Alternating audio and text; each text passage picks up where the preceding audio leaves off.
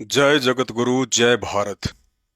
परमपिता परमात्मा सारी सृष्टि के रचनहार कुल मालिक असंख्य ब्रह्मांडों के स्वामी जगत गुरु तीनों लोकों में प्रवेश करके सबका भरण पोषण करने वाले राजाधिराज आत्माधार नाथों के नाथ देवों के देव महादेव सर्वेश्वर महेश्वर मृत्युंजय अजरो अमर आदि अनादि सनातनी प्रभु जगत पिता जगदीश्वर श्री श्री 1008 की उपाधि के वास्तविक अधिकारी अकाल मूरत सौद स्वरूपी राम वासुदेव सर्वगतम ब्रह्म परम पूज्य प्रथम पूज्य परम संत परम पुरुष परम धनी परम दयालु सत्य कबीर हक्का कबीर अल्लाहु अकबर बाखबर अल्लाह ताला जगत के तारणहार जगत के मुक्तिदाता जगत के जगन्नाथ हारे के सहारे हिंदुओं के राम मुसलमानों के अल्लाह सिखों के वाहिगुरु ईसाइयों के मसीह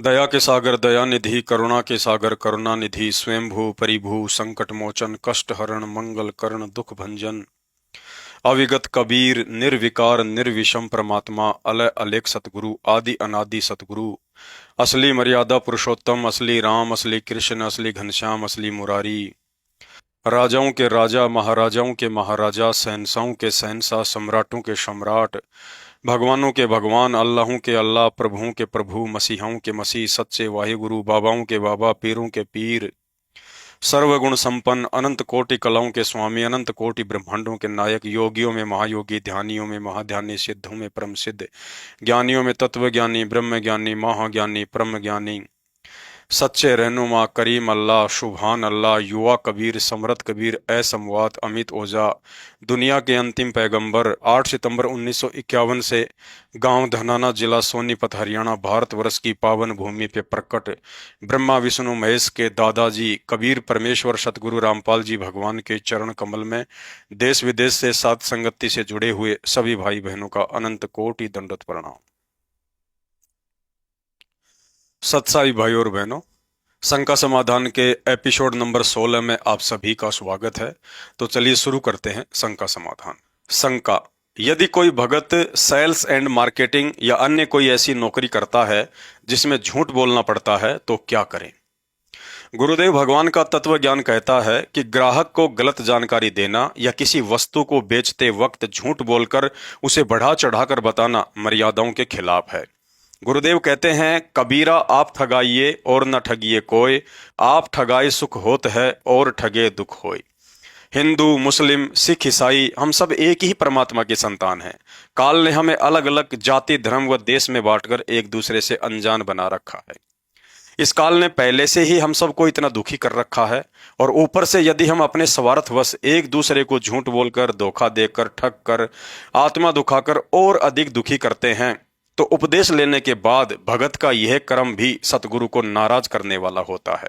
अतः जो भी काम करें ईमानदारी और सच्ची नीयत के साथ करें। गुरुदेव भगवान की नजर पल पल भगत के ऊपर बनी ही रहती है। वे हमारे हर कर्म से भली भांति परिचित होते हैं। जो बच्चा गऊ की नजर में यूं साईं को संत भगतों के पीछे फिरे वो भगत वत्सल भगवान थे। जो गुरुदेव भगवान तीनों लोकों में प्रवेश करके सबका पालन पोषण करते हैं वह समर्थ सतगुरु अपने मर्यादित भगत का भी ख्याल रखते हैं। कभी कभार अपने भगत के शील संतोष विवेक व धैर्य की परीक्षा के लिए परिणाम में देरी अवश्य कर देते हैं। अतः चाहे कैसी भी स्थिति या परिस्थिति क्यों ना हो, दुख में हो या सुख में हो, लाभ में हो या हानि में हो, इज्जत मिले या बेइज्जती हो, भगत ने सच्ची नियत से विश्वास के साथ अपना भक्ति कर्म व सांसारिक कर्म करते रहना चाहिए। और यह भी सोचना चाहिए कि टूटने से पहले ही परमात्मा अपने भगत को संभाल भी लेता है। इस दयालु परमात्मा से अपने भक्तों का दुख दर्द देखा नहीं जाता है यदि वास्तव में कोई भगत है तो। इसलिए गुरुदेव भगवान कहते हैं, कल पे कारण कौन है, तू कर सेवा निष्काम, मन इच्छा फल देऊंगा जब पड़ेगा गुरु से काम। शंका: यदि पालतू पशु गाय भैंस बैल बकरी आदि को चीचड़ लग जाएं या शरीर के किसी अंग में कीड़े पड़ जाएं तो क्या करें? परम पूज्य सतगुरु रामपाल जी भगवान ने एक शब्द में बताया कि धनी बिहूना पशु रहे वो दर दर धक्के खावे, भूख प्यास और गर्मी सर्दी में कष्ट पर कष्ट उठावे।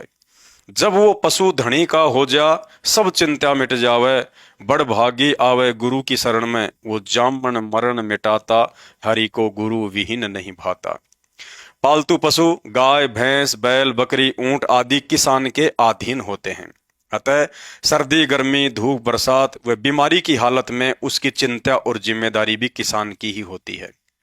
यदि किसी कारणवश पशु को चीचड़ लग जाते हैं तो एक बर्तन में पानी डालकर हाथ से चीचड़ तोड़कर उन्हें पानी में डालकर कहीं दूर फेंक सकते हैं। ऐसा करने से चीचड़ भी नहीं मरेंगे और पशु को आराम भी मिलेगा। दूसरा, यदि पशु को कीड़े पड़ जाएं या बीमार हो जाता है तो उपदेशी किसान भगत भाई डॉक्टर से पशु का इलाज करवा सकते हैं। परमात्मा कहते हैं, जो अपने सु और के एक पीड़ पिछाड़। यदि परिवार के किसी व्यक्ति को चोट लगने के बाद असावधानी बरतने के कारण चोट वाली जगह पर कीड़े पड़ जाएं तो हम डॉक्टर से उपचार करवाएंगे। इसी तरह पशु भी किसान के परिवार का एक सदस्य ही होता है जो खेती बाड़ी में उसकी मदद करता है। गाय भैंस बकरी पीने के लिए दूध देती हैं और बैल ऊंट खेत जोतने में मदद करते हैं। अतः ज्ञान आधार से ऐसी परिस्थिति में पशुओं के लिए डॉक्टर की मदद लेना गलत नहीं है। शंका, उपदेशी भक्तों को जींस या छोटे छोटे तड़क भड़क वाले फैंसी कपड़े पहनने चाहिए या नहीं। गुरुदेव भगवान कहते हैं, दासा तन नेड़े नहीं और नाम धरावे दास, पानी के पिए बिना भाई कैसे बुझेगी प्यास। अर्थात उपदेश लेने के बाद जब तक भगत अपने रहन सहन आचार विचार खान पान और पहनावे में बदलाव लेकर नहीं आएगा तब तक भगत की श्रेणी में नहीं गिना जाएगा। एक सत्संग में पूज्य गुरुदेव भगवान ने बताया कि बच्चों, जब तक दुनिया वाले तुम भक्तों के जीवन में आए बदलाव से प्रभावित होकर भक्ति मार्ग से नहीं जुड़ेंगे तब तक मुझे वो प्रसन्नता नहीं मिलेगी जो मिलनी चाहिए।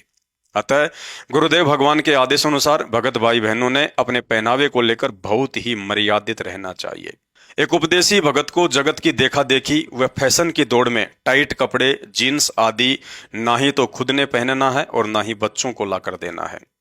माता बहनों ने कमीज कुर्ता व ब्लाउज की बाजू का कपड़ा कोहनी से नीचे तक रखना चाहिए तथा तड़क भड़क और अधिक चमकीले कपड़े नहीं पहनने चाहिए। माता बहनों ने पेट या कमर दिखाई देने वाले कपड़े, पुरुषों के कपड़े जैसे pant shirt jeans T shirt आदि नहीं पहनने चाहिए। आजकल लेगिंग पहनने का प्रचलन काफी है, लेकिन माता बहनों के लिए भक्ति मार्ग में लेगिंग पहनना निषेध है। यदि उपदेशी माता बहनों की नासमझी के कारण छोटे छोटे टाइट व अभद्र कपड़े पहनने के चलते यदि किसी के मन में दोष या विकार उत्पन्न होता है तो उसमें वह माता बहन भी उतनी ही दोषी मानी जाती है और अंतर्यामी गुरुदेव भगवान भी नाराज होते हैं। घर पर रहें या सत्संग में जाएं, माता बहनों ने ढीले ढाले सभ्य कपड़े पहनकर ही जाना है और बच्चों को भी सभ्य कपड़े पहनाकर ही जाएं। यदि सत्संगी भाई बहन भी दुनिया की देखा देखी में ज्ञान से हटकर चलेंगे तो समाज सुधार की उम्मीद कैसे की जा सकती है। ठीक इसी तरह भगत भाइयों ने भी सत्संग समागम या रिश्तेदारी आदि जगह आते जाते समय tight jeans tight T shirt व अन्य असभ्य कपड़े पहनने से बचना चाहिए। शंका, घर में अगर चींटी या कॉकरोच हो जाए तो लक्ष्मण रेखा या अन्य कोई कीड़े मकोड़े मारने का स्प्रे या हिट का प्रयोग कर सकते हैं या नहीं। गुरुदेव भगवान कहते हैं, दर्द बंद दरवेश है बेदर्द कसाई। अर्थात जिसके दिल में दया भाव नहीं ऐसा व्यक्ति भगत होकर भी कसाई के समान है। अतः घर में कॉकरोच या कहीं से चींटियां आ जाती हैं तो उन्हें किसी भी तरीके से मारना उचित नहीं है। उन्हें वहां से नुकसान पहुंचाए बिना दूर भगाने का कोई अन्य सरल तरीका हो तो जरूर अपनाना चाहिए। ज्यादातर घर में कॉकरोच व चींटियां मीठी वस्तुओं के बर्तन को खुला छोड़ने या गंदगी से आती हैं। अतः ऐसी स्थिति में हमें भी साफ सफाई और सावधानी बरतनी चाहिए। यूट्यूब पर रसोई से चींटी व कॉकरोच आदि को नुकसान पहुंचाए बिना भगाने का कोई तरीका मिल जाए तो उसे भी अपना लेना चाहिए। यदि फिर भी चींटियों का आना कम नहीं हो रहा है तो गुरुदेव भगवान से प्रार्थना करते हुए ज्योति हवन यज्ञ का संकल्प कर सकते हैं, लेकिन जीव हत्या बिल्कुल नहीं करना है। शंका, घर में पोंछा लगाते हैं, बाथरूम में फिनाइल तेजाब या हाइपर आदि डालते हैं, उसमें भी तो जीव मरते हैं, क्या भक्ति मार्ग में यह उचित है।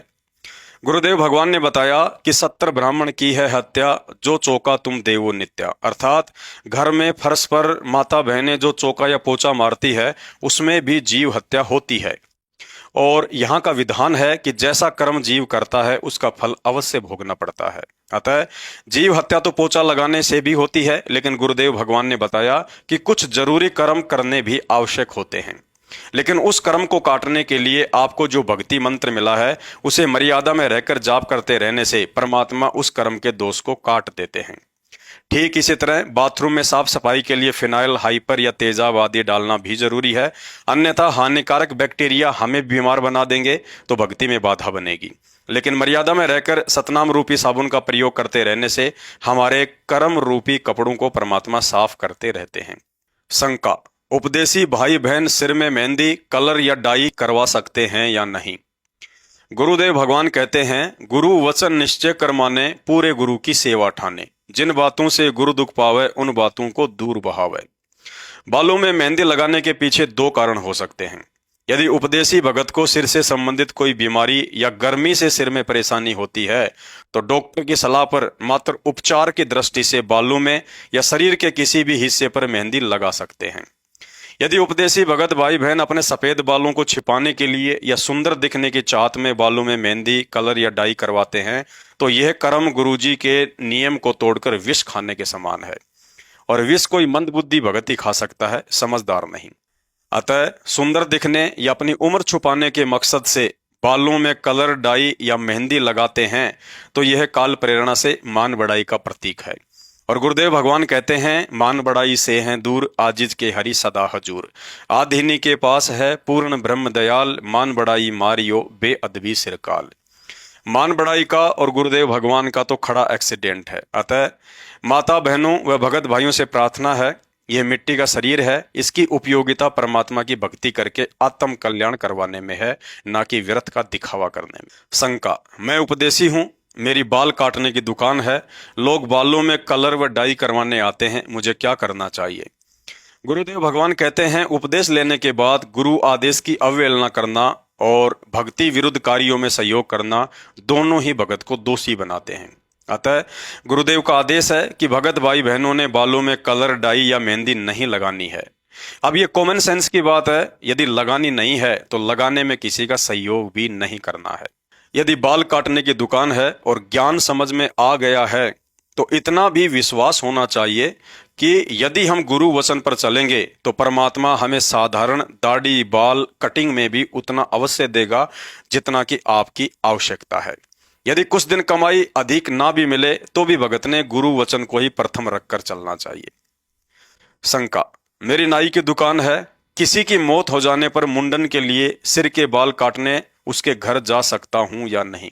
हजाम अर्थात नाई होने के कारण बाल काटना आपका सांसारिक कर्म है। यदि किसी की मौत हो जाती है और आपको घर पर या शमशान घाट पर बाल कटवाने के लिए बुलाया जाता है तो आपने स्पष्ट मना कर देना है। यदि आपकी दुकान पर आकर मुंडन करवाते हैं तो आप जी अपना सांसारिक कर्म जानकर उनका मुंडन या बाल काट सकते हैं। इसके अलावा शादी विवाह में दूल्हा या दुल्हन का मेकअप आदि ना ही तो दुकान पर करना है और ना ही किसी के घर पर जाकर। यदि कोई फेशियल करवाता है तो कर सकते हैं, क्योंकि फेशियल चेहरे की सफाई के अंतर्गत आता है। शंका, बच्चे का जन्म होने पर या ट्रेन में किन्नर लोग पैसे मांगते हैं या किसी त्योहार पर समाज के लोग चंदा आदि मांगने आ जाते हैं, उन्हें पैसा दे सकते हैं या नहीं? उपदेश लेने के बाद ट्रेन में या घर पर हिजड़े पैसे आदि मांगते हैं तो उन्हें प्रेम पूर्वक स्पष्ट मना कर देना है, चाहे वे कितना ही दबाव या अभद्रता क्यों ना दिखाएं। साथ ही मन ही मन में गुरुदेव भगवान से प्रार्थना करते हुए नाम का सुमरण जारी रखें। कुछ देर बाद अपने आप ही वहां से चले जाएंगे। यदि वे भोजन करना चाहें तो अवश्य करवाना चाहिए। शंका, किसी भी त्योहार या उत्सव जैसे गणेश चतुर्थी, होली, दिवाली या अन्य भक्ति विरुद्ध समारोह के नाम पर समाज या सोसाइटी के लोग चंदा मांगते हैं तो देना है या नहीं? यदि घर या दुकान पर कोई होली, दिवाली, गणपति विसर्जन या गौशाला आदि के लिए चंदा या पैसा मांगने या रसीद काटते हैं तो उन्हें अपनी भक्ति व मर्यादाओं के विषय में समझाते हुए प्रेम पूर्वक मना कर देना है। ऐसी स्थिति में आपको उन काल प्रेरित व्यक्तियों द्वारा अपमान भी सहन करना पड़ सकता है, लेकिन हर हाल में हाथ जोड़ते हुए अपनी मर्यादाओं को बनाए रखना है। 2022 में गणपति विसर्जन के समय गुजरात में एक भगत भाई की दुकान पर आसपास के कुछ लोग चंदा मांगने के लिए आए, लेकिन भगत जी ने आधीनी और प्रेम पूर्वक उन्हें मना कर दिया। अंत में चंदा मांगने वालों ने कहा कि मात्र 10 रुपए ही दे दीजिए, हमारी भी इज्जत रह जाएगी। लेकिन भगत भाई ने 10 पैसे देने से भी मना कर दिया तो चंदा मांगने वालों ने भगत भाई के शर्ट का कॉलर पकड़ लिया और मारने पर उतारू हो गए। फिर भी भगत भाई ने चंदा देना स्वीकार नहीं किया। अंत में उन लोगों ने दुकान मालिक पर दबाव बनाकर भगत भाई की दुकान खाली करवा दी। भगत भाई ने अपनी दुकान कहीं और किराए पर लेकर काम शुरू कर दिया। गुरुदेव भगवान कहते हैं, सिर साटे की भक्ति है और कछु नहीं बात, सिर के साटे पाइये अवगत अलख अनाथ। अर्थात उस भगत भाई ने अपना वर्षों से जमा जमाया बाल काटने के धंधे को एक पल में 10 रुपए के लिए ठोकर मार दी। ऐसी भगत आत्माओं के लिए ही परमात्मा कहते हैं, कामी क्रोधी लालची इनसे भक्ति न हो, भक्ति करे कोई सूरमा जाति वर्ण कुल खोई। ऐसी आत्माओं के लिए फिर परमात्मा भी कमी नहीं छोड़ता है। आज उस भाई का धंधा पहले से भी बहुत अच्छा चल रहा है और खुद का मकान भी खरीद लिया है। कहने का मतलब है, ज्ञान देकर गुरु अपने शिष्य की परीक्षा भी लेता है। उस दिन उस भगत भाई की परीक्षा थी। यदि फेल हो जाता तो ना घर का रहता और ना ही घाट का, लेकिन संघर्ष किया तो सतगुरु की दया का पात्र बना। और ऐसी आत्माओं के लिए ही गुरुदेव भगवान ने कहा है, कल पे कारण कौन है, तू कर सेवा निष्काम, मन इच्छा फल देवेगा जब पड़ेगा गुरु से काम। ऐसी पतिव्रता आत्माओं पर जब कभी कर्म की आंच आती है तो परमात्मा उनकी बलाएं अपने सिर ले लेता है और भगत को महसूस भी नहीं होता है कि कुछ हुआ भी था। शंका, क्या उपदेश लेने के बाद सामाजिक कार्यों के लिए चंदा दे सकते हैं? गुरुदेव भगवान ने बताया कि उन सामाजिक कार्यों में अपने हिस्से का पैसा देकर सहयोग कर सकते हैं जिनका उपयोग आप भी करते हो, जैसे गांव में पशुओं को पानी पिलाने के लिए जोहड़ या तालाब खुदवाना, पीने के लिए पानी की टंकी या कुआं या ट्यूबवेल लगवाना, गांव या कॉलोनी में रास्ता बनवाना, गांव में कोई धर्मशाला या प्याऊ आदि बनवाना। ध्यान रहे, भगत ने चाहे गांव हो या शहर, उन्हीं सामाजिक कार्यों में सहयोग करना है जिन सामाजिक कार्यों का वो खुद भी प्रयोग करता हो, अन्यथा सहयोग नहीं करना है। तो शंका समाधान में आज केवल इतना ही। शंका समाधान के और अधिक वीडियो देखने के लिए हमारे Facebook page Pawan Das is live Manav Dharmi Pawan दास को फॉलो करें। वीडियो अच्छा लगे तो शेयर करें। बंदी छोड़ सतगुरु रामपाल जी परमेश्वर जी की जय हो।